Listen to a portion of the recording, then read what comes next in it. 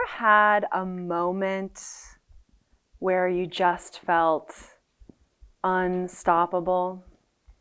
For me, it happens at these trails near my house, and they're built on an old railway system, so mostly they're very wide and flat. But my favorite is this hidden trail that hugs this beautiful river.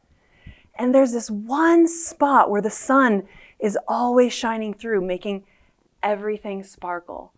The water sparkling, the dew on the leaves sparkles, even the rocks in the riverbed seem to sparkle. My body lights up and I am in disbelief every time. I feel strong. And in that moment, I feel unstoppable. It's the best, but also very different than life years before. There was this one day when I was in my office, downtown San Francisco, 3rd floor, when, for the first time in my life, I felt an earthquake. And I remember the building shaking, and I grabbed onto the table, and I thought something might fall on me, and I turned to my team and said, "Oh my God, you guys, an earthquake." But they looked puzzled. One of them said, "What are you talking about?" It turns out there was no earthquake. It was me having a panic attack. My body was shaking, my heart was beating so fast I thought I was going to fall over. And I realized this is not the building falling apart. This was me falling apart. And my team, they just stared at me. And I wanted an excuse, but there wasn't one. Somebody finally said, "What's wrong with you?" And I'm thinking and I'm realizing that everything was wrong with me. I thought I had done everything right. My life looked great on paper, but my brain was tormenting me with these chronic negative thoughts. I don't like my job. I don't feel good. I don't know what to do. And it wasn't long before my mother sent me a YouTube video, an inspirational YouTube video. I was not impressed at the time, but I was curious and I watched it. And something clicked because in that moment, my obsession for inspirational YouTube videos was born. I watched 1,000 videos, and what I realized was that the first thing contributing to self-sabotage was the statement, "I don't know."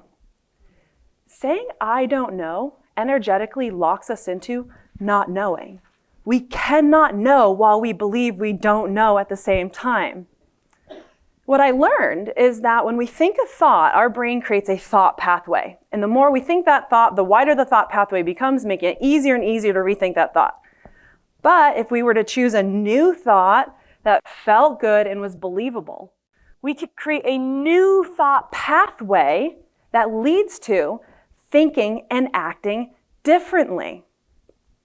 Remember the rail trails I told you about?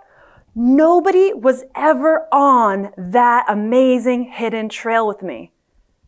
Everybody was always up on the flat, well-known trail.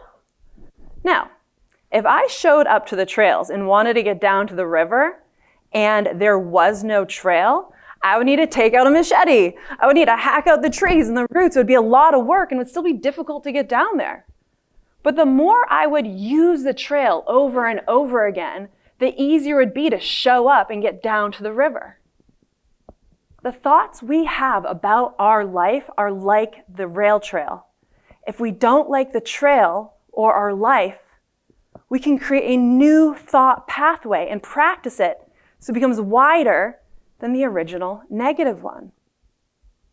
And we do this by becoming aware of the chronic negative things we think and intentionally shifting them to more positive thoughts, like literally rewriting them and practicing them to widen the pathway.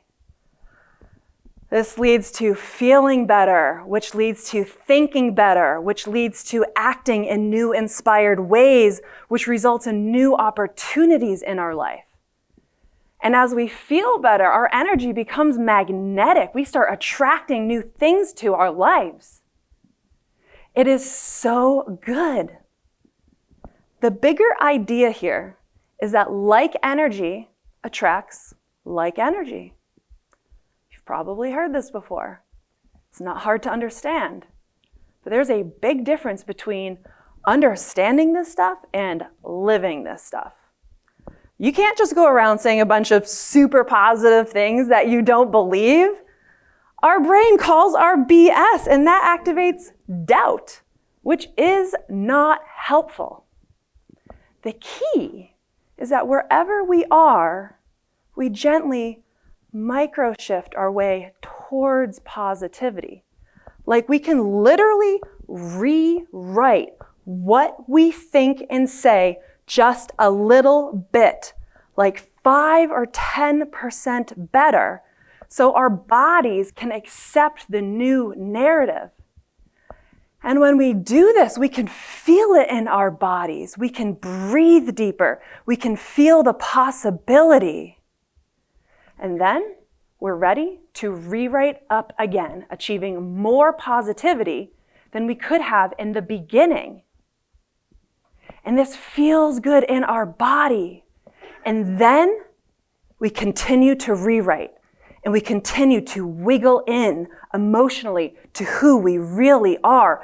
Powerful lovers, powerful creators who feel fulfilled in their expansion. An example, I used to say all the time, I want a business, but I don't know what. Said it for years. And then I decided intentionally to switch it and say, I want a business, and I'm curious what that might be. This led me to starting a business, and I grew it for over 10 years. But real success didn't come until after I became obsessed with catching my brain worrying and shifting the narrative. I've been personally at this for over 12 years and been coaching for 8. So how about we try it out right now? I'd like to invite you to think about something in your life that you just don't know what to do about. This is likely one of the hardest things in your life right now. Something to do with your body, your kids, your partner, your business, money. And just for a moment, feel the heaviness of not knowing what to do. And I invite you now to say, but I am curious. I'm curious what to do. I'm curious what to say. I'm curious what a good path forward might look like. Can you feel that? When we reach for better feeling thoughts and feelings and act out of inspiration, we can truly be empowered, truly be unstoppable. And remember, when we can change how we feel without anything else changing, everything can then change.